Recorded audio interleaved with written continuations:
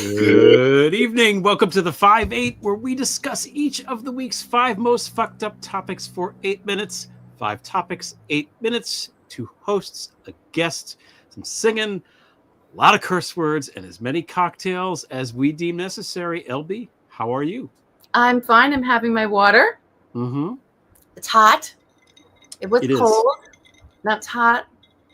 So I'm a little temperature mixed up, a little temperature schizophrenic over here. So I might be sweating. I might be cold. I don't know what. How are you doing? How are you feeling? I feel much better. Are you drinking? I feel much better. I had COVID like all week, but I'm okay now. Yeah, you seem better. Yeah.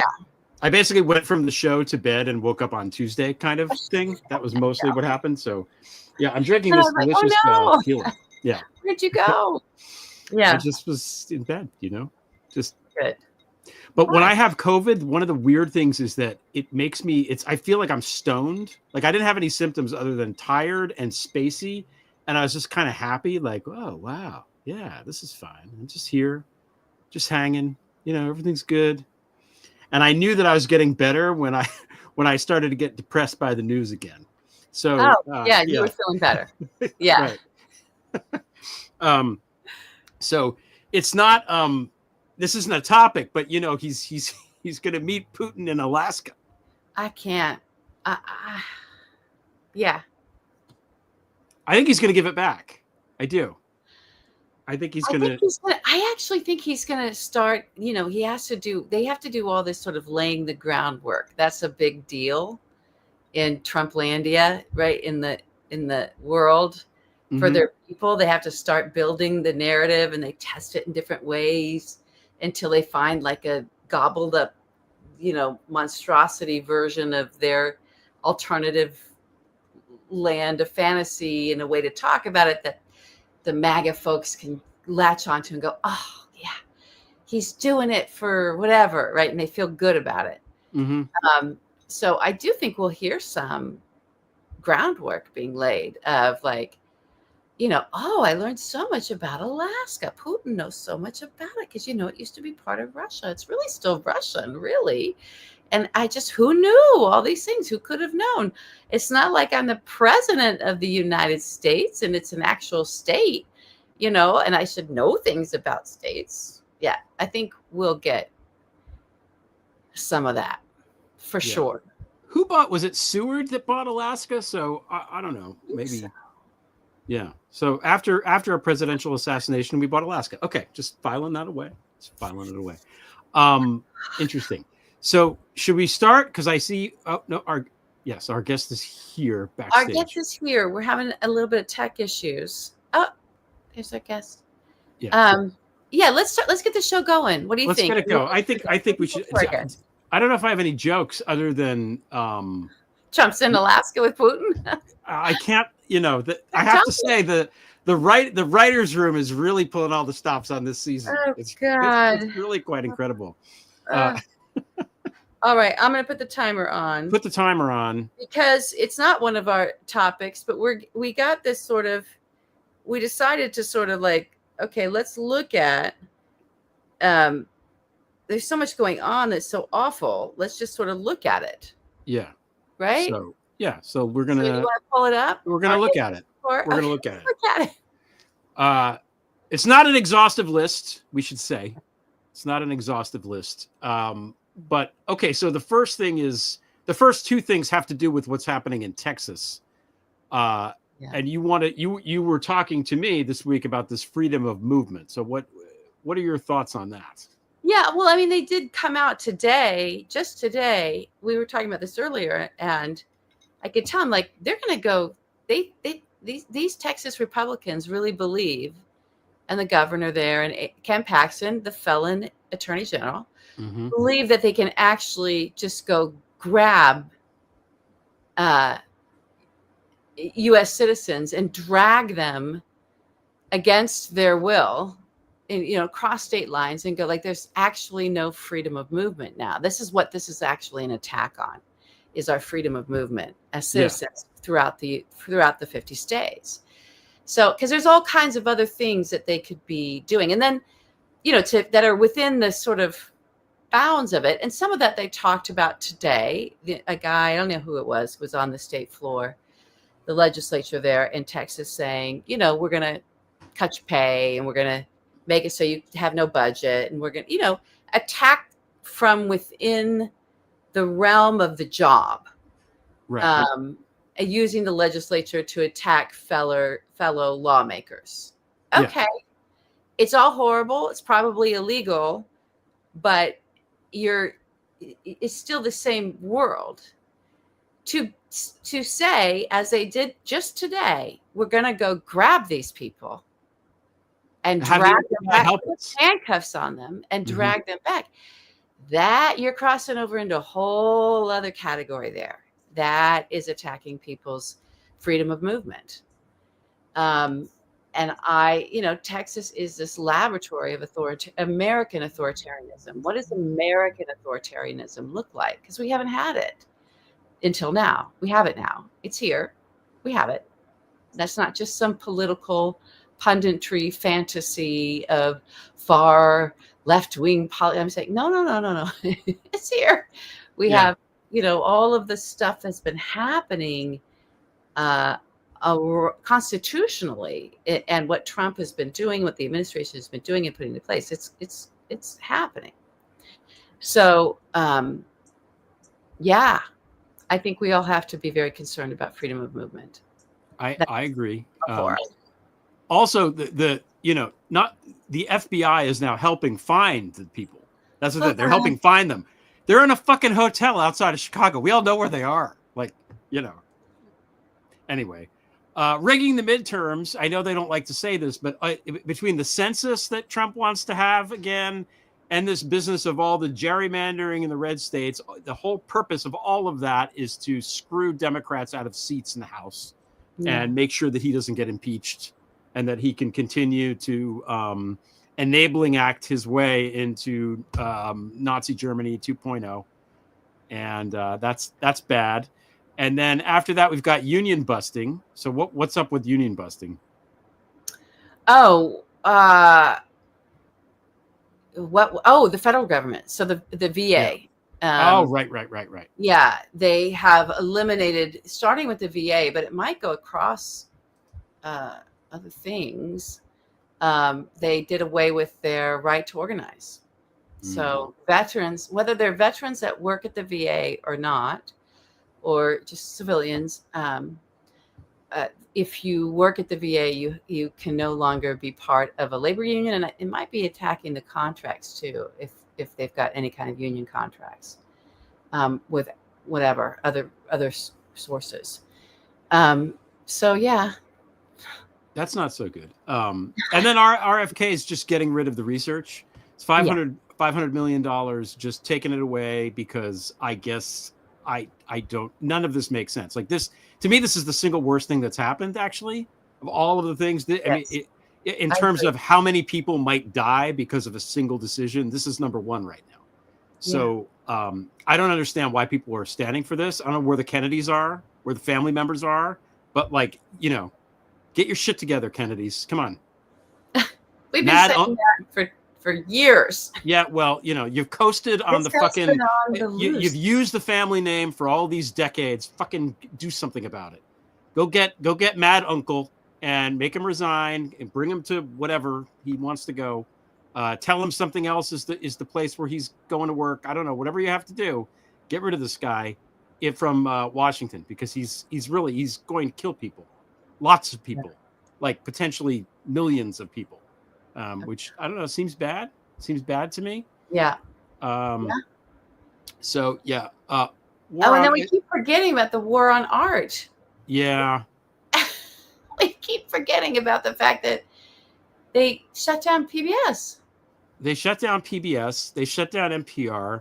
They're trying to change the Kennedy Center name to the Melania, whatever the hell it is. It's all terrible, and I think symbolic of the whole thing is how the goddamn White House looks now. It's not the White House. It's the cheap gold house. It's the, I don't even want to say gilded, because that's like a cool word. I don't want to give him the benefit of the doubt. It's like he needs to have all that bullshit around him. all the gold. It's beyond tacky. It's not even it's not well done. It's just why is he so fancy like this? I It's think such a weird thing. And I saw a thing trending about, I said a long time ago, I said it's bad on Twitter when it was Twitter, and he was outrageous. And remember, every Saturday we'd wake up to some horrible thing in the first term, in the first year or so of the president was saying things, and it was just awful. And we'd not been through that. It was a shock, right? Yeah. Sorry, my T-shirt is annoying me. Anyway, he was doing something, whatever, and I just trolled him a little bit, and I think it got me blocked by whoever was like. But I said, "You have feminine hips," because he does. That's terrible. I'm not trying to attack his looks, and I'm not trying to be bad about women. And lots of men have hips like that. But it was like his tennis. Remember when that tennis shot in his little white tennis shorts, and he really does. And it's so. And then he wants all this frilly shit all the time. That's not even. It's not even well done if you're going to harken back to another era of sort of French, monarchical gobbledygook rococo stuff. It's like bad 1980s, early 1980s, like those strange women that would just decorate their house that way, that had money, that, money shouts and wealth whispers. He's like a shouting yodeler. He's like a yodeler. He's a money yodeler. And it's just everywhere. And I don't understand it.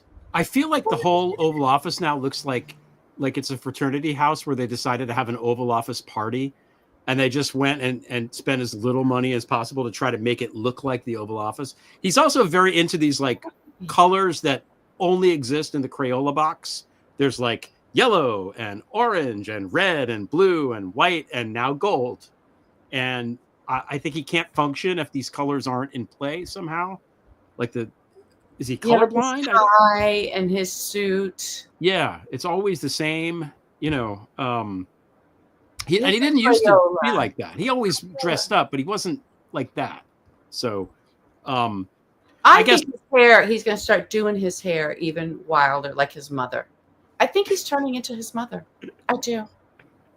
We should be so lucky. His mother. He did go to Scotland. He did go to Scotland last week, so maybe that's why. So the second topic is basically an extension of the first topic, really. Okay. But it's more specifically, you want to hit the buzzer thingy? Oh yeah, I got to do my buzzer again. Mm-hmm. Okay. Hang on. My phone goes into that mode. Yeah. I had it only on 7 minutes, that last one. I'm shortening it a little bit. Okay. So we can talk because we always talk over a little bit.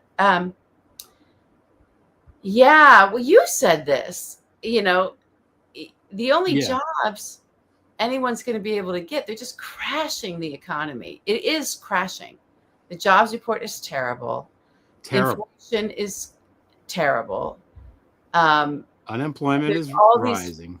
Factors that are making all the economists actually kind of go, we're headed for something big. Mm-hmm. Unemployment rising, except if you want a job with ICE. Right. And then they're going to pay you a fortune. Yeah. A fortune. Yeah.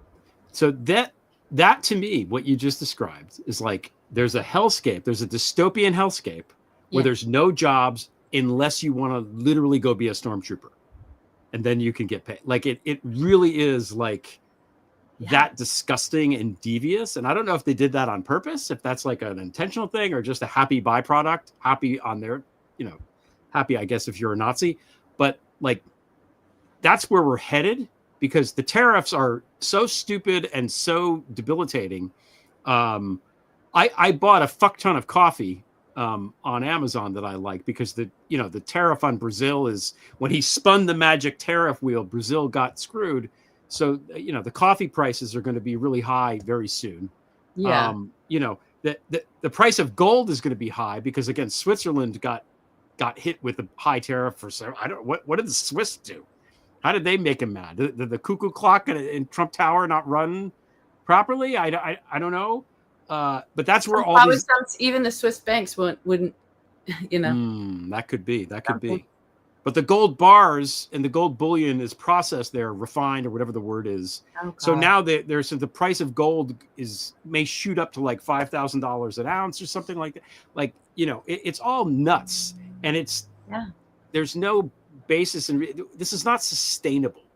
So, well, okay. It seems that it's not sustainable, except I don't know that we've ever had this level of concentration of not just concentration of wealth, but because concentration of the markets as well, the money, as we talked about before, this whole other layer of people that now manage all the money, being such a few number of people managing the money for the even, fewer number of billionaire, gajillion. We have lots of billionaires now, but multi-billionaires, and all of that money. If those folks, that just handful of people decide, yeah, we're not going to follow the markets anymore, we're going to prop stuff up, I think there's enough for them to prop things up, as in companies, as in stock values, as in whatever they've got factored into their individual formulas for their private wealth clients, to kind of have it all just be real bullshit for a very long time, so that their wealth is protected and insulated while we're all going to rack and ruin. So I do think, I don't even know if economic strikes would work at this point. We were talking about that earlier too, because I think they can just wait us out. Well, that's the folks with all the resources. That's that seems to be the play for the Musks and Teals of the world, because like the Rothschild, I think it was Nathan Rothschild said, the time to buy is when there's blood in the street. And that was during the after the Napoleonic weird time and stuff like that. But that's what these guys are going to do. And it's going to get even more and more consolidated at the top and more oligarchical. I get, unless we just seize their assets, which, I don't know who's we. We have this conversation. Who's the we? I don't know what the we is. There's no we. So, it's dark. It's dark. And those jobs, those ICE jobs, are going to be really appealing to a lot of people. Yes, they are. Feel like they've got nowhere else to turn. Yeah.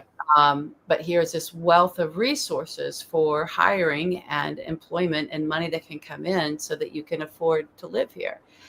And when you asked earlier, whether you don't know whether they intended it or not, I feel that it's very intentional.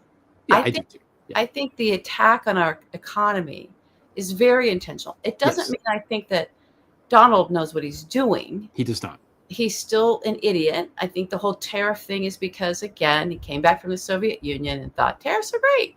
And we have that's when he started talking about them way back then with Ivana, after the visit to the Kremlin when it was the Soviet Union. And I'm sure all the wealthy folks around him that he kept trying to get approval from, especially those that would go to the Kennedy Center and go to the Met Gala, and he wasn't invited. Those folks, when he would talk about tariffs are great, laughed in his face. Yeah. And I do feel like this is like a grievance that he's going into, but also a racket, because I don't know where this tariff money is going. Do you know where it's going, Greg? It's going to enrich the United States of America. How? When the head of the IRS keeps getting fired, we're at the number 6 or 7th person now. It's a tax, and so it would think that the collection of that tax and the understanding and where it goes, we don't even know. We don't have any transparency on this money. So, yeah, it's bad. Only there was a country that this kind of thing happened to, and that we could look to and try to figure things out. I don't know. Is there? Is there such a place?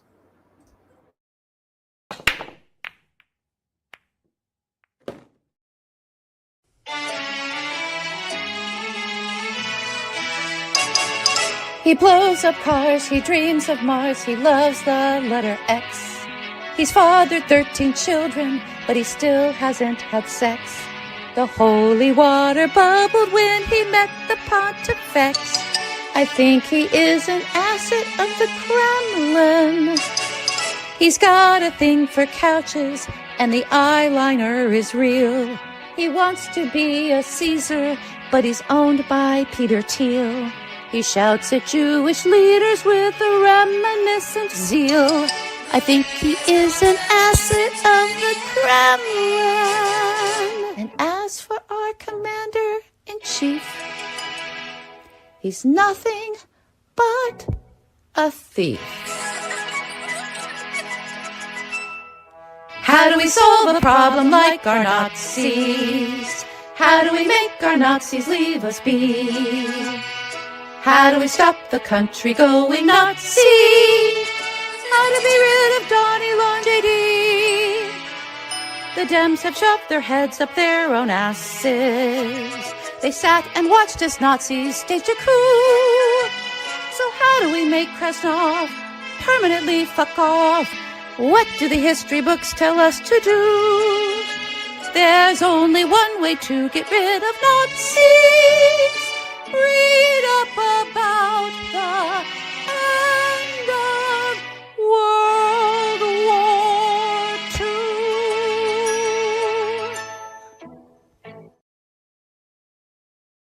All right. What a goodie. I forgot about that one. I totally forgot. That was great. Too. It's fun. Yeah. That was great. That was great. Chunk, great as always. And unfortunately, it still applies, and the Nazis are still here. Not so great. I think our poor guest has been trying to log on for the entire show. I think. Yeah. I think she's ready. She looks like she's ready. So I'm going to introduce her. She's the director of Future Frontlines and the Planetary Politics Initiative at New America Foundation. She's a fellow at the Melikian Center for Russian, Eurasian, and East European Studies at Arizona State University. And she's the author of one of the best books I've read this year, Putin, Sledgehammer, the Wagner Group, and Russia's Collapse into Mercenary Chaos. Oh. Candace Rondo, how are you? Uh-oh. Hi, Candace. No, no. It was fine like 2 seconds ago. See. Candace. Oh, there you are. Okay, good. Hi. Hey, how are you guys? Okay, there it is. Now we're hearing you. I can. Oh, man. Got a little bit of a delay. That's all right. How are you? Welcome to the show. Nope. Let's try to. Boy, all our Russia experts. It's really true. It's totally crazy. Crazy. I know. I don't like believing in that stuff, and then it happens. So it's true. It's true, though. I'm going to talk about her book for a minute while she's waiting. Okay. So, Candace, if you can hear us, log off, log back on. Try again.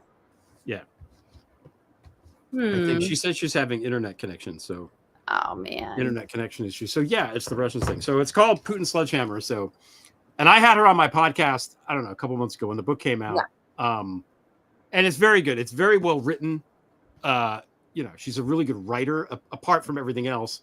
And it's just a really, it's a great look at, it's focused on the Wagner Group and especially Prigozhin and his sort of rise into all the stuff and how he, came from this sort of thuggish background where he was in prison and then he kind of ingratiates himself into, the powers that be with Putin and all that kind of stuff. And, and then winds up, first he's the caterer, he has this great big, restaurant. So he tries to make the food stuff nice in St. Petersburg to be, worthy of foreign dignitaries going and dining there.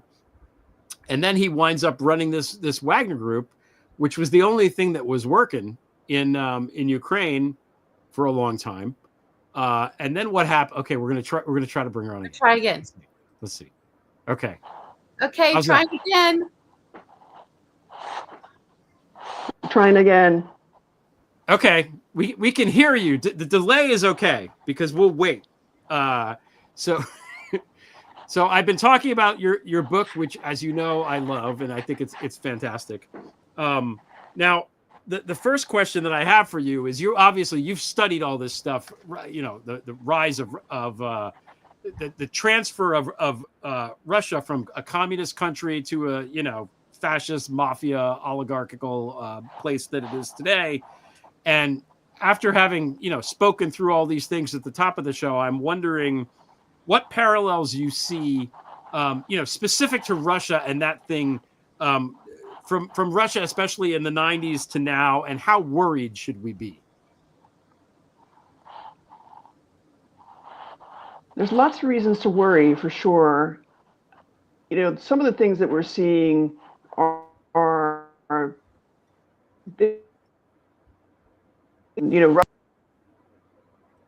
Oh, man. Oh, Candace, we lost you again. We lost her. Okay. Again. I don't know. It's this happens with people every time. It's crazy. It's really crazy. I feel bad. I literally have a whole page of questions. I have a whole page of questions. We might have to, Candace. We might have to tape it. Why don't we tape? If she can't get a connection, why don't we tape a conversation with Candace and we can do that. Play it live? We could do that. We're so sorry, Candace. We're so sorry, audience. This is she's really good. I know. She's really good guest. The book is really good. So anyway, everybody should go buy it if they haven't done so already. If they haven't done so, what do we want to? What were we going to talk to her about? And then maybe we'll just try to muddle through a little bit. Yeah, I mean, first of all, there's Russian news this week. Because first of all, I mean, obviously, Koff, this idiot. Speaking of dopes, God, this guy. He goes to Moscow to, I don't know what else you can call it, but ass kiss. I mean, it's just disgusting. And what is he doing there? Like, how do you even negotiate this? Because we're not the country at war, and Zelensky is not going to listen to Trump if Trump says you're going to do X, Y, and Z. He's just not going to. So what's even the point of this? And also, even if they arrive at some sort of mutually beneficial agreement, Putin will not honor it because he doesn't honor any agreements that there have been so far. So there's no consequences. Why would he? Yeah, there's no consequences for him. And just as there's no consequences for Donald. Yeah. So I think the other part of that also came today. I believe there was a sound I heard today that broke today of, somebody asking sort of, there's plenty that the press corps could be asking and pressing Donald on and asking follow-up questions. But they're asking, they're doing their thing, their shtick that they always do with like a very light question and no follow-up and just sort of like, Miss President. So, but somebody was asking, are you going to hold Putin to this deadline? Because Trump's had this deadline, 50 days and then 2 weeks. And then, he doesn't remember what he said. And he said today, well, it's up to him. He'll have to decide when he wants to do something. It's not up to me, as if we don't have any power of sanctions or of arming the Ukrainians properly and doubling and tripling down, that the United States just is, we're just a nothing burger. We've got no pull in the world. anywhere in any way, shape, or form. And we don't even know how to do diplomacy. And we don't know how to do any of these things. We don't Well, know we how to fired all the diplomats. we did fire all the diplomats. So, he's just literally, and no one's calling him on that, of you're talking as if we're not the United States. The guy who is MAGA, make us great again, is literally in this situation, and honestly in every situation, constantly abdicating our power, our greatness, just constantly saying, yeah, what can we, well, I don't know, what can we do? We're just little old United States. But that's probably the most honest thing he's said in quite some time, because he said, well, it's up to Putin. It's not up to me. Yes, we know that, Donald. That's true. We got it. No lies detected for once. No. And in the meantime, still on this sort of scorched earth campaign to go after anybody who had anything to do with investigating him. Right. For his Russia, or the RNC for investigating Russia itself. It's not good. No. We're back into the cul-de-sac of, it's not good, Greg Olear. It's not good. One thing I noticed, Trump likes to use the word hoax. Oh, yeah. And I feel like when he says it's a hoax, if you replace the words the truth for hoax, that's just what it is. Anytime he says something is a hoax, I think he doesn't understand what it means, or it's just a total, like, we read Volume 5, we read the Mueller report, like the Putin sent his lady to Trump Tower to meet with your son and your son-in-law and your campaign manager, and then you lied about it, and then when they found out about it, they lied again about it, and then you tried to do damage control. Like, that was a meeting with the Russians. Jared Kushner proposed a back channel through the Russian embassy to talk to Moscow. And he was meeting with a banker when he did it. A sanctioned banker. A sanctioned banker. The spy chief and a banker. Right. You know what happened to the banker after the meeting? He got right into an airplane and flew directly to Putin and reported to him. That's what happened. Yeah. So, like, there's all these things. Papadopoulos is out there. Like, I always forget about him. No, but the guy, the only person I remember, my joke is that, like, I don't think anybody in history has ever been turned faster by a spy than Papadopoulos. Like, they were like, you're going to be important now. And, like, literally 20 minutes later, he's at the bar with the Mifsad spy guy. But I think Kosh Patel broke the record. I do. I think he broke the record. Remember Carter Page? Yeah, he wound up being, whatever. I don't know. Maybe he just was a dodgy guy, but he was just, look, there's not lots, but there are people. Not everybody's Mike Flynn and Tulsi Gabbard, right? Sometimes people are just stupid. On the end of that. Tulsi Gabbard is another one who's in the news. Yeah. Just basically revealing the sources and methods that we've tried so hard to conceal for all these years. Yeah. Just giving it to them, Just giving it to them, and also parroting every Kremlin line as the DNI. Yeah.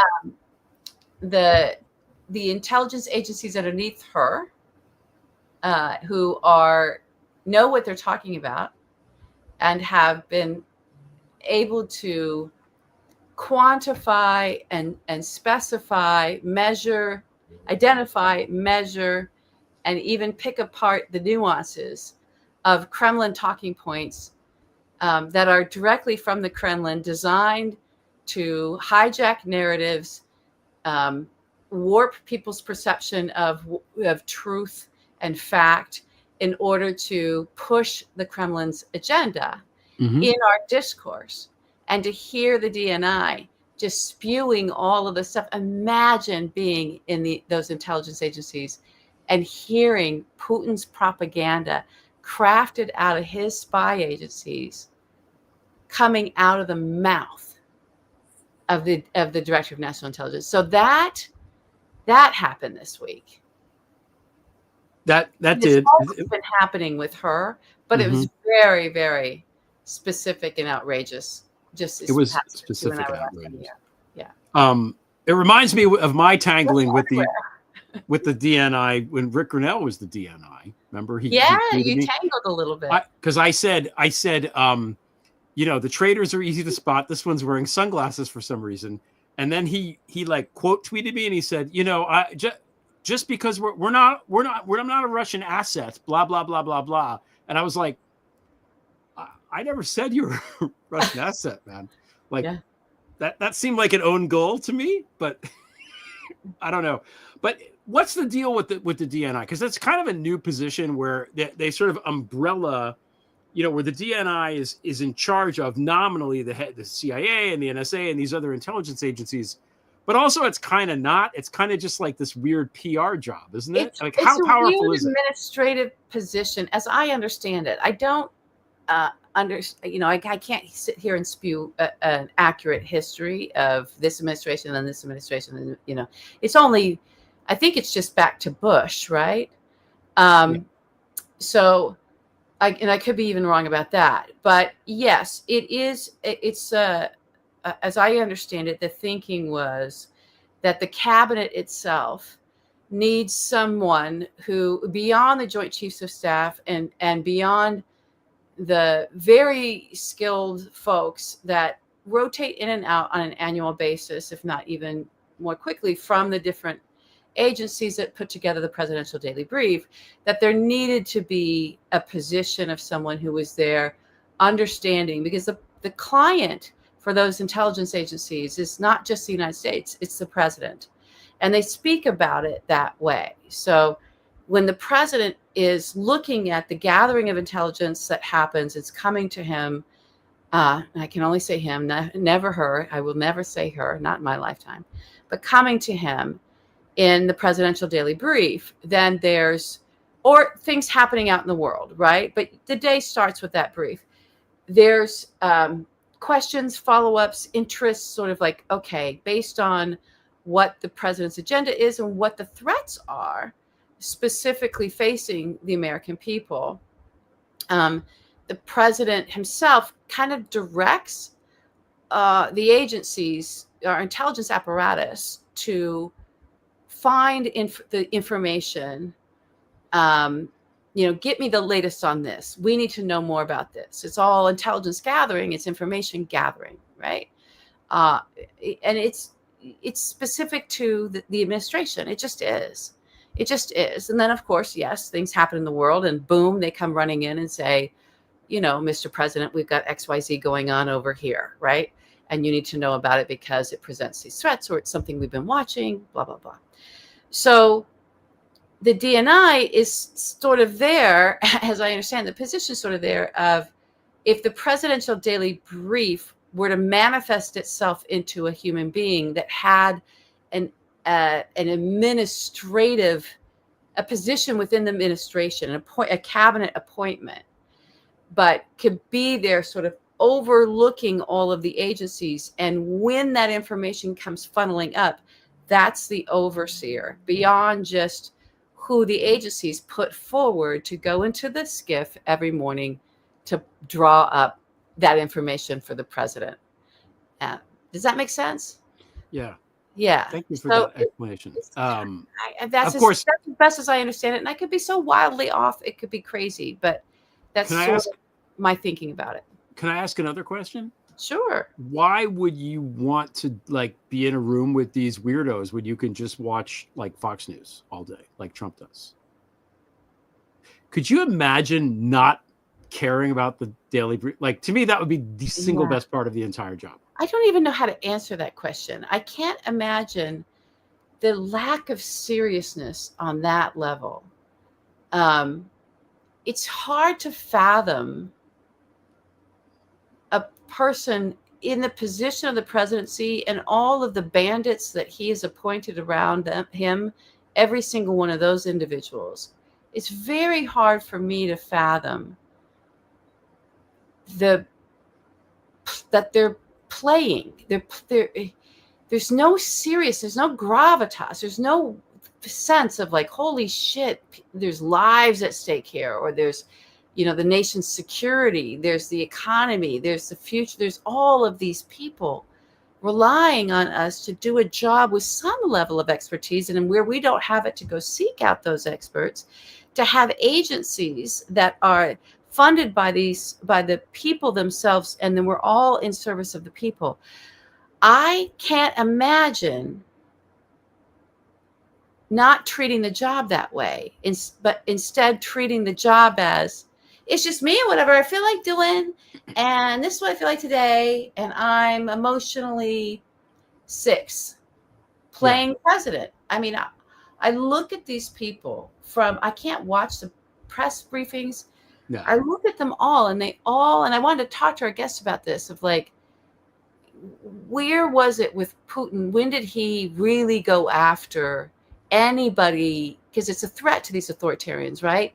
Anybody having in their atmosphere around them, in positions of government, having any level of expertise, knowledge, and skill that surpasses the authoritarian leader, which is everybody, right? Yeah. Until you kick those people out or replace them, or put your thumb on them, if you're the authoritarian, so forcefully that they abdicate all of their knowledge, expertise, their will, and their moral compass just to service you instead of people. So I really, like, I would feel so out of my depth if I was that Carolyn Levitt or whatever, that press. How does she not where is this confidence coming from with all of these people who have absolutely no business going anywhere near the jobs that they occupy? What is that, Greg? What is that? I'm a confident person. Boy, I've jumped into situations like, but knowing, all right, I don't know what I'm doing, but I'm going to learn. And I'll figure it out. And thank God there's people who do. And I'll surround myself with those people. And maybe I'll succeed, maybe I'll fail, but I'll try to sort through it. That's not what they're doing. Any of them. It's Dunning-Kruger shit. They're dumb. And we'll get to this in the 5th topic, but like, they're dumb. And I think, but part of wisdom is understanding how much you don't know. When I'm like reading stuff and I come across a book, and I enjoy reading a book by somebody that I read it and I'm like, this person is so much smarter than me that it's astonishing, because it makes me feel good. It makes me feel happy that there's people out there way smarter than me, and you have somewhere to go with your own knowledge. And that's not who these people are. They don't have that. They don't have that chip. They don't have the chip. They're just Levitt. I don't understand what They're just me. They're 2 letters. Me. Me. That's it. With gold bullshit. That's where the gold bullshit's coming from. From me. You just yodel it, and out comes the crap, and it sticks to the walls. Yeah. I mean, and I think that's somebody like her. I think somebody like Vance. I think Vance is smart enough to know what he's doing. And I think he's just trolling. I think Ted Cruz is like this too. They're trolling. They're trying to figure out the angle that they know will get the most rise out of people, so they can all yuck it up later at their little, whatever couch fucking camp. No, they see that as their job, a big part of their job. Yeah, absolutely. It keeps the radicalized horde happy and satisfied. It's the red meat for them, and it paralyzes, apparently, anyone that would, stand up to them. I do like these Texas Democrats. I do think they're showing us something really interesting. I wish we saw more out of our Congress. I really do. Yeah. Well, and the governors, by the way. I think the governors, and I think in many ways the governors are more critical right now than Congress. I feel like, Kathy Hochul said about this district that she said this is a war. That's what she said, and she's been pretty careful about her language and stuff. I think more so than Newsom and Pritzker. I mean, that's a big thing for her to say. So, we're in good hands in New York. I think the I think so. Although just today, the DOJ opened an investigation into Tish James. Right, that's going to go nowhere. But I feel like that, like, how shall I say? If I was one of these people, if they didn't have an investigation into me, I would be offended. I feel like it's a badge of honor to have these assholes, come after you. Yes, because it means that you're onto something. It means that you're stirring the pot in the right way. That's true, except where is the protection? Well, it also may mean they come and haul you away in handcuffs and that's it, and disappear you. We're at least 6 weeks away from that. Come on. Oh, God. That's not going to start until we have at least dark, but it's not looking great right now, everybody. No, it is not. I want to get through this, but I can't in handcuffs. I guess I can. People have before. All right. Let's move on to our next one more thing we have to just put up, because I want to get your the I don't know if they're the presidents, whatever, the leaders of Azerbaijan and Armenia were meeting Trump today. Yeah. And I guess it was just a who can kiss his ass more contest. And it's funny because, he has that Baku, he knows the guy, Yavi, whatever the fuck his name is. Aliyev. The Azeri guy, because he built this ridiculous, butt plug shaped building there that was just this huge boondoggle that Adam Davidson wrote about in the New Yorker in 2016, 2017. Yeah. And which should have been the end of him, and it just wasn't. Laundering money for the Iranian National Guard seems bad. Revolutionary Guard, the IRG. Yeah. Right. Not National Guard. Anyway. And then one last Russia topic, and then we'll move on, which is, and Gal sent me this. When Witkoff was there, Putin gave him a Medal of Lenin to present to the mother of the guy that died fighting for Russia in Ukraine. And he delivered it? I don't know if he delivered it. Probably he's going to deliver the front. It. Yeah, it's disgusting. So what a disgusting person. Yeah. Horrible person. Horrible. Yeah. All right, we're moving on. Move on. Speaking of Russia. Oh yeah. Hey. Yeah. Yeah. Okay, we're not going to let the Epstein disappear from our cycle, our news cycle, if we have anything. It's right in our roundhouse, Yeah, it's right there. We've been on it it's been 10 years. We're not going to stop being on this. I wanted to point out this week, because we haven't talked about it. I think we might have touched on it, but not enough, I think, of Virginia's goof. I can never say her last name. Giuffel, the Roberts. Roberts. Yeah. The woman who, as a girl, was trafficked out of Mar-a-Lago. And the one that Donald said, he stole her, right? Frequently. And they were so upset. Her family, her surviving family, she committed suicide. Her surviving family took an affront to that, has had a lot to say. Well, they did an interview a couple days ago with Gayle King, and I say it like that because I guess that reaches a lot of people, so that's good. But really zeroing in on two things. First and foremost, what a monster Ghislaine Maxwell is. Yes. And was at the time. And that not letting anyone. So I kind of want to honor this family, because they're really speaking for the survivors and the victims that didn't survive, like their sister. That, she raped them too. She's a trafficker, a child sex trafficker. And to take her word for our Department of Justice instead of just releasing what they promised to release, showing us what, and it's not the grand jury testimony, it's the evidence, right? But also what the names that were redacted from the non-prosecution agreement that happened before the grand jury, or separate and apart from it.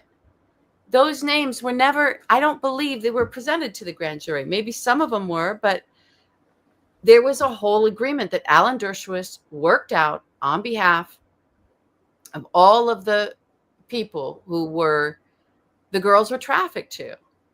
Yeah. And the reason the lawsuit broke wide open and everybody learned about Jeffrey Epstein, and it didn't just because he had already walked in and out of prison by the time this news was breaking, because Donald Trump was running for president the first time. Everything was getting revisited around this Jeffrey Epstein character, because that was part of vetting this man that was running for president. Mm-hmm. And all of these, a lot of victims were silenced. All of this stuff was crazy. But there was a lawsuit, and the lawsuit was from the victims and their families, continuing to try to get justice for the fact that Alan Dershowitz did this, and the Alex Acosta agreed to a non-prosecution agreement for all of these other men, and maybe there were some women aside from Ghislaine, but all of these other men, and didn't tell the victims, didn't inform the victims or their family that this agreement had taken place. You can't do that.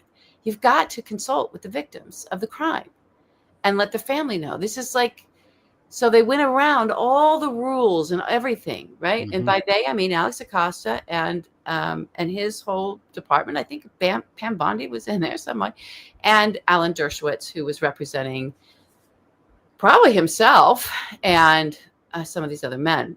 So here we are yet again, fast forward decades later, and the same thing is happening to these victims and their families, right? The surviving family members, is that in the dark of night, without including any of the victims, the Department of Justice went and cut a deal with Ghislaine.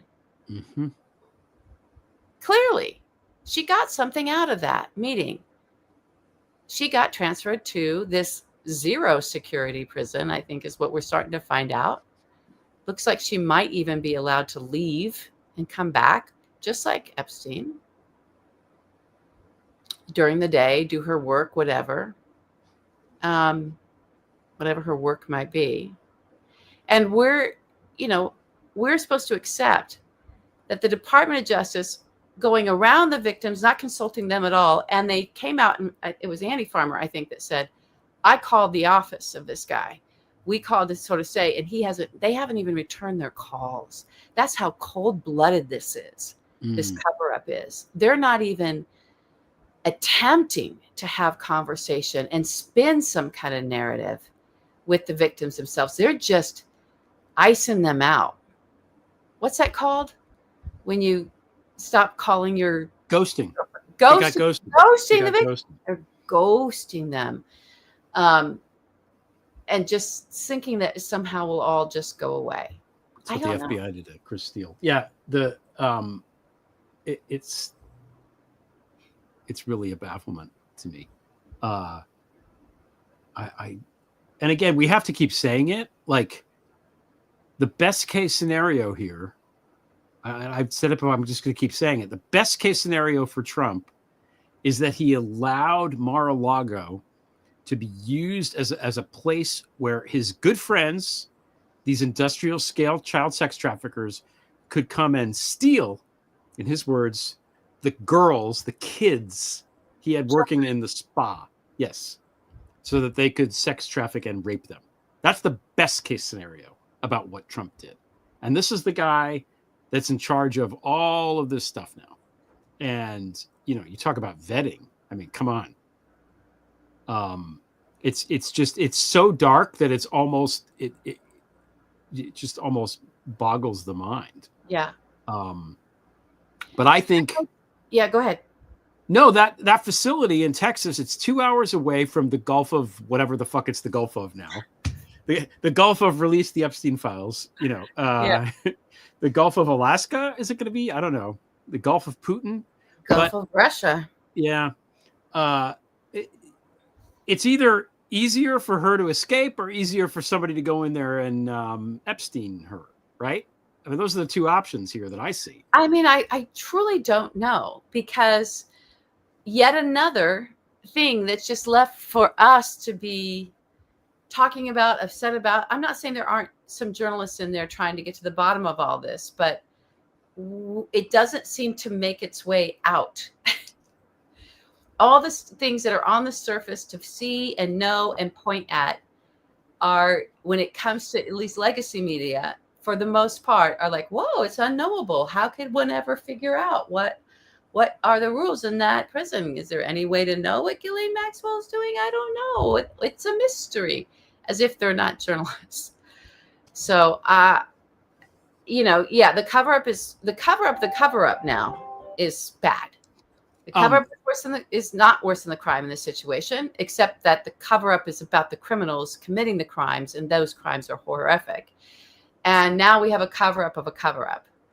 And I don't know how far this is going to go. I just want to say, on a note of hope, that it was the Bunga Bunga parties that took down Berlusconi. So, the stuff, it sticks. Well, it's important. I remember what I was going to say before. You said that the office didn't call the families back, and that's because Todd Blanche was busy convening with J.D. Vance and Susie Wiles and Kash Patel and Pam Bondi to try to figure out how to spin this to make it sound like maybe they weren't giving preferential treatment to the child sex trafficker, so that the child sex trafficker could lie and say that Donald Trump wasn't involved at all. Or she said there was no wrongdoing. To the most prolific child sex trafficker ever arrested and convicted in the United States. Mm-hmm. That's who we're talking about. We're just going to take her word for things. Yeah. Not only that, I mean, she perjured herself constantly. Yeah. She's not even an honest child sex trafficker. She's not even an honest sex trafficker. Child sex trafficker. We have to not forget the child.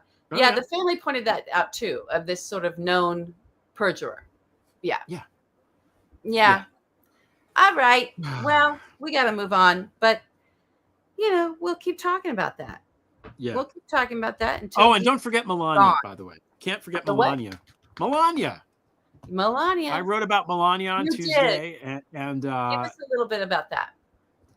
Well, Melania, you might not know, she's married to Trump, and she's been with him since 1998. I know it. Yeah, really, truly. And really, like the most famous picture of Epstein and Trump and Ghislaine, Melania is right in the middle of it. And in fact, if you look at the New York Times had the photos of Epstein's apartment, right, that they ran, he had that picture, but he cropped out Ghislaine, so it's really just him and Trump making a Melania sandwich. I don't know what that means, but she was there while shit was happening. Yeah. And I've never taken her seriously. You have. I know you've given me shit about it, but she was, and the reason I'm paying attention to her now is because she was there during this entire time. So either she has her head so far up, or she's so worried about her own, but she must have known something was amiss. So why is she exempt from all this? Let's hear her testimony. Why can't she testify? It's not like she's with him all the time. Is she even in Washington? I have no idea. Yeah, I don't know. We have to read we have to read the details of the prenup. She keeps negotiating that prenup. That's the other thing I found. She had a lot of leverage going into this second term about the prenup. Yeah. And he is right now becoming extraordinarily wealthy. Just obscene wealth happening. So I don't think, what was it, 30 million, 35 she got the first time. It's not enough for her for the second time. So no. She got a lot more reportedly, and also hooked Barron up so that Barron can partake in the the plunder. The plunder. Good. I'm so Plunder glad you came up with that word. Thank you for coming up with plunder. Yeah, that's what they are. They're plunderers. That's what it is. They're plunderers. Okay. I mean, it is, to be fair, the crypto stuff might crash tomorrow. There might be like some sort of electromagnetic blip, like happened, by the way, at Candace's entire apartment building. I found out. Yeah. And then there's no more crypto. And then where's all their money? There's no money. There's That would no be lovely. computers, I'm all up for that crash. Okay, announcements. We're having a after hours, as promised. Okay. I'm going to try. So everybody, I don't know if you can see it happening. My eyelids are doing that thing. I'm going to be there and I'm going to try. But if my eyes start spasming terribly, which is threatening to do, don't take a screenshot of me. Okay. But tune into the after hours for that. For me, almost like Christy Noam in the South Park. Not that I want to compare myself to her, but if no one saw the South Park clip, oh my God, South Park. God bless you guys. I didn't even think the funniest part of it was that they busted Dora the Explorer. That's the funniest part. They busted Dora the Explorer and then trafficked her to Mar-a-Lago. That's great. But the Christy Noam thing, she got upset because they were, making fun of her looks. And it's like, that's not what it is. They're making fun of the fact that she spends so much fucking time looking like she's about to go shoot a soft porn. That's what they're making fun of. She doesn't even understand what they're doing. These people are humorless. They don't get it. Which goes into the next. Anyway, we're going to talk about the Billy Joel documentary, which was out on HBO, which we both watched. So we're going to talk about Billy Joel. That's what we're talking about on the after hours. There will be no Epstein talk. No Epstein talk. Okay, although I was listening to We Didn't Start the Fire, just to kind of get ready for the show here tonight. Yeah. And he does say Roy Cohn. Does he really? Yeah, Roy Cohn, one per round. Yeah. Oh, yeah. Yeah. I think that might be the first time I personally knew who Roy Cohn was, in fact. So thanks, Billy Joel. God. Mm-hmm. Billy Joel. So we're going to start that at 10 minutes after this ends. We'll start the after. Okay. So have to be a member. It's cheap to join. It's cheap to join. We'd love that middle tier, though. Pick that middle tier. So hit join. Always subscribe. Subscribe doesn't. I had somebody was like trying to watch and they got so panicked about, oh no, subscribe. They're gonna ask for my. It's a little older. One of my aunt's friends. And I'm like, no. It's just like a like button. So hit the like, hit the subscribe. But we would love to. You have to join. You have to be a member for the after hours, and we try to make it a great conversation. So I can't wait to see everybody there. We'll see everybody in a little bit. That'll be good. Last topic. Okay. Is a game. It's a game. Okay, so this was your idea. I'm going to give credit. It was a very good idea. Oh my God. Yeah. And the idea is who's the dumbest? Because I almost wanted to call it who's the dumbest Nazi. I don't know, but I feel like maybe just who's the dumbest. So we're looking at this. We're surveying this MAGA land. And I think if we do this every so often, it should be somebody topical. Like you always say, Jared's the dumbest. I'm not going to argue that point, but he's not around. So I think so. I have some. I don't know how sure we should be about that. I have five potentials for you. Okay. And you're going to pick who's the dumbest. Okay. Okay. Yes. All right. Here we go. Okay. The first one is Tulsi Gabbard is the first one. Oh boy. All right. Well, she starts at number 1, and then let's see who number 2 is. Okay. So Tulsi Gabbard, is in that weirdo, Hawaii cult thing where the people eat the toenails, and the guy really, really does not like gay people. And he does these weird stand-up routines that make Greg Gutfeld seem funny, which is very hard to do. So she's I wonder what she's up to with Modi too, because Modi and Trump are in a fight now, and her cult leader guru guy really wants to get in with Modi. So Tulsi might be very conflicted right now. Okay. Second. That's pretty dumb.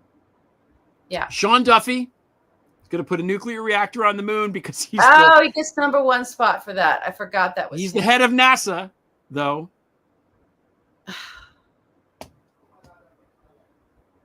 God help us. That's the response. Pete Hegseth. I think he's the drunkest. I would put Sean. I think nuclear reactor on the moon is so epically stupid. I just don't know how anyone competes with that. And this is again what I was talking about. It's like it's like these are little kids at a sleepover or something, at a birthday party, at a Chuck E. Cheese, but it's the White House. Well, the Oval Office does look like a Chuck E. Cheese now. It does. Yeah. Yeah. That's what we're dealing with. Or they've gone to some fantasy. They've gone to an amusement park. They're kids in an amusement park. Mm-hmm. And they're coming up with I'm going to put a nuclear reactor on the moon. So, nope. He's still number one. Okay. Then I think Hegseth and Tulsi, I'm just going to call them Siamese twins. Okay. I think they're both owned by the same people. And yeah. Okay. The Trump burger guy, that's number 4. I don't know if you heard about. Yeah, there's a guy that in Houston, he has a restaurant called Trump Burger. That's a Trump-themed restaurant. Oh, and he got arrested. ICE raided him and is deporting him. So. And they're deporting him. Yeah. It's Sean Duffy's still topping the. I can't get past the. I bet he thinks that the moon is made of cheese. And he thinks he's going to microwave some cheese and have some queso. 4 cheese. There's 4 different kinds of cheese. That's the thing about it. It's so good. Yeah. Okay. This one might knock Sean down. Probably not. But I don't know. Okay. I don't know if you heard about this. So in the District of Columbia, a couple nights ago, Big Balls, Big Balls, the Doge guy. Yeah. Walking back to his car because he's out at 3:30 in the morning in Washington, D.C., even though the bars in D.C., I happen to know, close at 1:30. So I don't know what the hell he's doing. What the hell out there? Yeah. And he gets carjacked, right? Or whatever. And physically assaulted, which is sad. But so Elon tweets this whole thing about how he was some woman's virtue was being impugned, and Big Balls goes in there and fought off these gang members, this whole narrative. But what really happened is 2 15-year-olds, a girl and a boy, probably maybe they're on a date, just, try to take his car or whatever they did. And I think, punched him in the face or something. So that's it. Big Balls beaten up by the 15-year-old girl at 3:15 in the morning. Sean Duffy. Yeah. I'm not gonna argue with it. I think Sean Duffy. Okay, so. Well, literally, we should send him Rotel, a can of Rotel, a block of Velveeta, and a microwave oven, and say, this is neither the moon nor a nuclear reactor, but this appears to be what you're thinking about. You're fantasizing about this, and you're a child, and you just want a moon made of Velveeta cheese that you can microwave and dip some chips into. Ooh, queso. Queso. Makes a really good fondue. Fondue is also tariffed, I suppose, because it's from Switzerland, right? Oh, God. Look, there's even dumber ones, but I don't know, Greg. I don't know. Okay, so we're going to, at the bottom of the hour, we're going to be on the show. We're going to have the after hours at 9:30. Okay. And until then, what? Just for the next 15 minutes. It's all I can commit to. We're going to get through it.